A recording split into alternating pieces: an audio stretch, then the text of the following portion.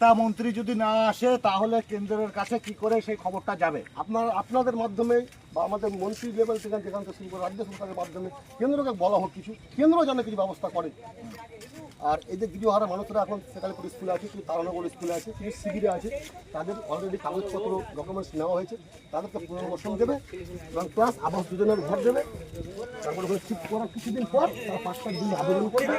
এটার মধ্যে বিধায়ক সাহেব, মন্ত্রী সাহেব এসে বলেছেন পাট্টা তো সঙ্গে সঙ্গে দেওয়া হয় না, সিস্টেমের রুলস যেতে হয়, তারপরে পাট্টা দেওয়া হবে। তাদেরকে যেন ওখান থেকে উঠাতে না পারে কেউ। আপনার নাম কি? আমার নাম মোহাম্মদ রাশিদ। হ্যাঁ, পাট্টা দেওয়া হবে, পুনর্বাসন দেওয়া হবে, পরে আবাস যোজনার ঘরও দেওয়া হবে।